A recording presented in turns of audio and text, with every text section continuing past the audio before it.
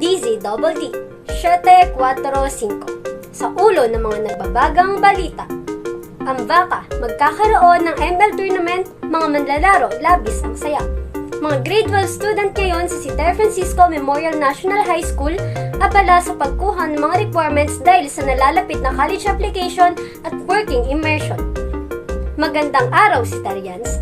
Narito kami para sa balitang nararapat at tapat, balitang makatotohanan, balitang maaasahan, balitang humanista.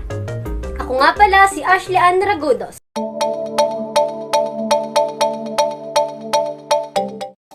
ML tournament magkakaroon sa Ambaka? Alamin sa pagtutok ni Irene Balcueva.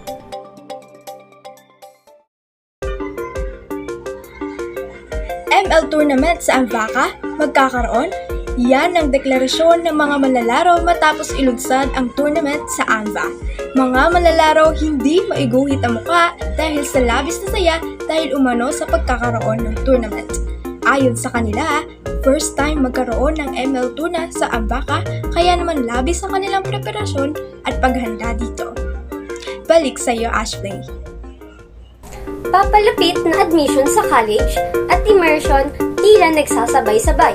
Mga estudyante sa Citer Francisco Memorial National High School abala umano sa pagsusumite at pagkuha ng mga requirements. Alamin yan sa ulat ni April Cañeda.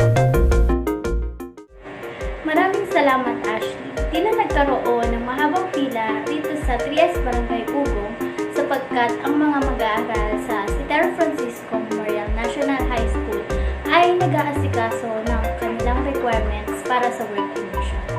Balik sa iyo, Ashley. Muli, ako nga pala si Ashley Ann Ragudos para sa balitang nararapat at tapat, balitang makatotohanan, balitang maaasahan, balitang humanista. DZDD 745